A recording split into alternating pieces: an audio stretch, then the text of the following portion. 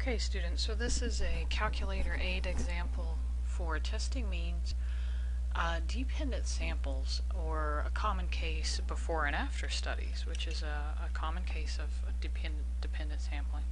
This is for the 89 titanium.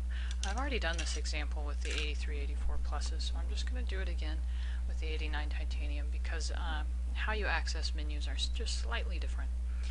So the first thing that you want to do is calculate the differences if they're not already calculated for you. So what I've done here is I've just subtracted the befores minus the afters, right? And I have this nice list. Now I'm going to enter this list into list 1 in my calculator. If the difference, if the mean difference and the standard deviation difference are already given to you, then that's great. Use them, use statistics. But I'm working with raw data right here, and so I'm going to be using the raw data, and I'm going to be using data when I access my menus. Now I have my list named a little bit different from what you may have. You can name these lists in the 89 titaniums anything you want. I've named mine DEP-X. What you cannot do is, just a note, I don't think I've mentioned this, never name your list names X or Y, because that will create a lot of error going on in your calculator, and I had to learn that the hard way. So name it something descriptive. I say DEP-X and Y hat for when I do regression. But this is my main list, and I've entered the difference data into there.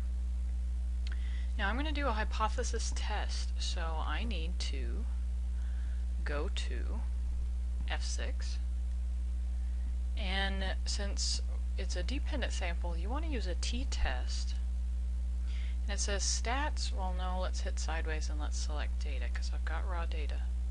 Hit enter. It asks you what kind of mean you're testing, so the null hypothesis mu equals 0.